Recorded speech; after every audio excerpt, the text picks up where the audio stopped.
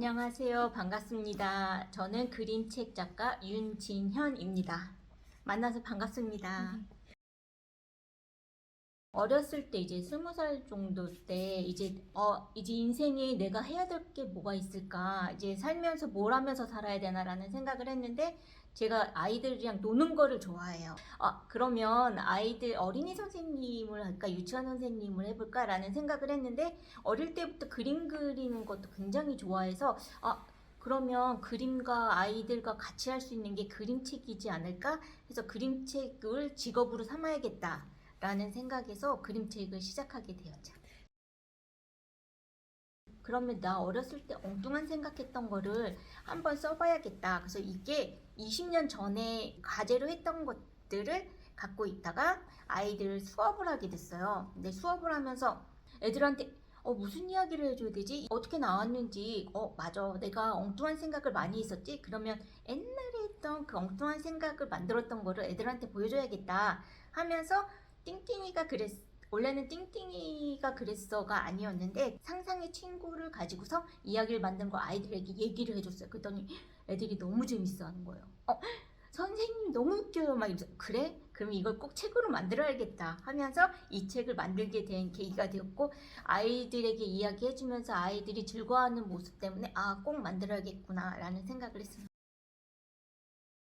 어떤 한편에서는 굉장히 우울한 아이였어요. 혼자 있을 때는 공상도 되게 많이 하고 나 절대 이거 못할 거야. 나는 정말 이런 건 할 수가 없어. 막 그럴 때마다 띵띵이라는 저의 또 다른 존재가 아니야. 너 할 수 있어. 아니 이게 뭐라고. 그냥 하면 되지. 막 이런 식으로 저한테 용기를 주는 것 같아요. 그래서 아이들에게도 이렇게 잘 못할 것 같아. 나는 할 수 없어. 그럴 때 이런 상상의 친구, 용기를 줄 수 있는 친구가 한 명쯤은 있었으면 좋겠다라는 생각에서 띵띵이가 그랬어라는 친구가 생기게 된 것 같아요. 제가 이제 여동생이 옆집에 살아요. 그래가지고 조카를 굉장히 많이 보는데 아이가 조금 다 그러면서 크는 거지 좀 자연스럽게 놔두면 안 돼? 그랬는데 언니가 엄마가 돼봐. 그게 마음대로 되는지 약간의 그런 띵띵이 같은 친구들이 있어서 아이보다 훨씬 더 조금 더 재미난 상상들을 해봤으면 어떨까? 더 상상해보면 어떨까라는 생각에서 그 엄마들도 그런 이야기를 좀 넣고 싶다라는 생각을 했습니다. 제가 어렸을 때 굉장히 작았어요. 그리고 아이들은 맨날 난쟁이, 똥자루, 땅콩, 작은 거는 다 제 별명이었어요. 그래서 그런 것들이 되게 상처가 됐었는데 그런 게 그냥 이거는 다른 거지. 이게 나쁜 게 아니라고 아이들에게 이야기해주고 싶었고 어렸을 때 이제 그런 작으니까 친구들이 저랑 안 놀아줄 것 같은 거예요. 그래서 아이들이 나랑 안 놀아주니까 나는 분명히 아이들한테 친절해야 돼. 그리고 난 너무 재밌어야 돼. 막 애들이 그래야지 나랑 놀아줄 거야. 그런 생각에 되게 마음을 숨겼어요. 내가 슬퍼도 절대 슬픈 표정도 안 짓고 내가 화가 나도 맨날 이렇게 웃는 그런 아이여가지고 그러니까 그런 거 배우지를 못한 거죠. 마음을 표현하는 그런 거를. 그래서 어린아이가 지금 현재 사는 아이들이 그런 거를 조금 배웠으면 좋겠다. 그리고 그런 거는 나쁜 게 아니라는 거, 그리고 마음이라는 거는 숨길 수 없다는 걸 꼭 이야기해주고 싶은데 저는 엄청나게 숨겼는데 그거로 인해서 굉장히 어릴 때 많이 힘들었거든요. 자연스러운 거라고, 숨겨지지 않는 거라고. 그래서 그림책에 그런 어렸을 때 힘들었던 거를 조금 많이 이야기해주고 싶었던 것 같아요. 저는 네. 그림책을 볼 때 한 장 한 장 넘기는 어린이들이 보는 영화라고 생각을 했어요. 영화를 보면 슬픈 영화도 있고 정말 숨이 턱턱 막히는 영화도 있고 미스테리 영화도 있듯이 책도 그렇다고 생각을 했어요. 있는 그대로를 느끼게 해주잖아요. 어떤 이 책이 가지고 있었다는 걸 생각하는 것보다 그냥 읽고 나서 주관적으로 어머 이건 이런 느낌이야 그냥 그렇게 그대로 받아들였으면 하는 생각을 되게 많이 했습니다. 저는 지금도 그림책을 무지 많이 보거든요. 그리고 그림책을 보면 굉장히 행복해요. 어떻게 보면 하나의 삶을 아주 함축적으로 담아놓은 게 그림책이지 않을까. 그리고 요즘에는 또 추세가 바뀌어서 어른들도 그림책을 굉장히 좋아하시고 100세까지 모두 다 읽을 수 있는 게 그 편견인 것 같아요. 어린이들만 읽는 책은 아니라고 생각을 하고 하나의 취향일 뿐이고 또 어떤 사람들은 그림책을 좋아하시는 분들은 그냥 그림책을 쭉 좋아하시고 그거를 여기에서 나오는 것들이 너무 재밌다라고 그냥 느끼면서 그거를 좋아하시면 될 것 같아요.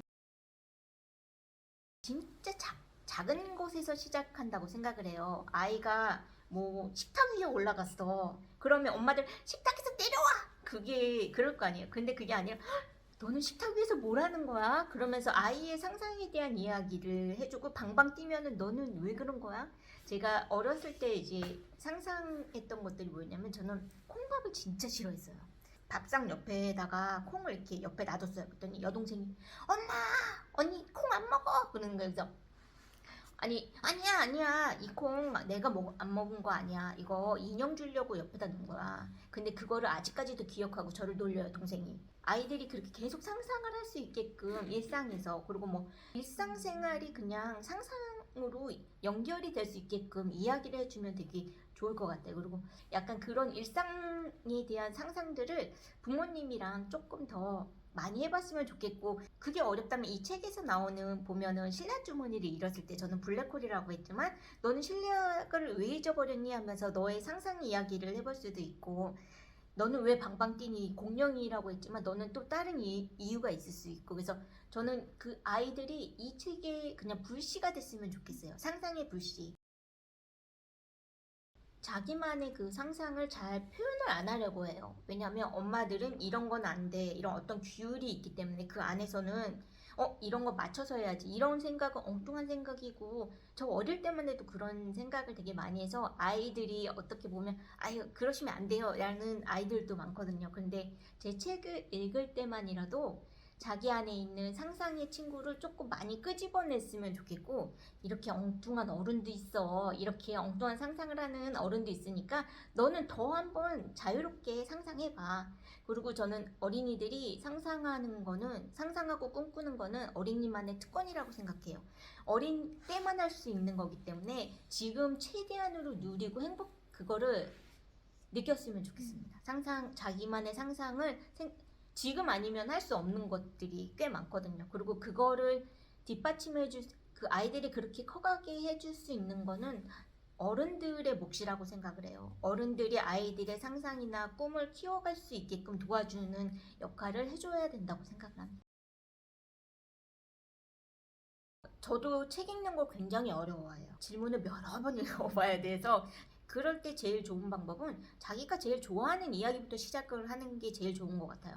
어떤 부모가 이거 좋으니까 이거 읽어봐 뭐 그런 게 아니라 얘가 어떤 성향의 책을 좋아하는지. 저 같은 경우에는 판타지 이야기를 굉장히 좋아해요. 그리고 책을 읽다 보면 약간 성향이 이런 이제 다양한 책을 읽지만 어떤 성향에 대한 것들이 생기게 되더라고요. 옛 이야기라든지 명작 그림책은 읽지 말라고 해도 그걸 밤새 끼고서 책을 읽었던 기억이 있어요. 그러니까 자기가 좋아하는 책이 무엇인지 시작을 하는 게 제일 중요한 것 같아요. 제가 이제 그림책을 만들게 된 게 어떻게 보면은 아이들이 있기 때문에, 독자가 한 명이라도 있기 때문에 그림책 작업을 하고 있는 것 같아요. 그리고 아이들이 그렇게 읽어주고 즐거워지는 게 저의 그림책의 원동력이라고 생각을 해요. 이 저를 계속 이렇게 읽어주는 분들이 계신다면 끝까지 아마 죽을 때까지 그림책을 만들지 않을까.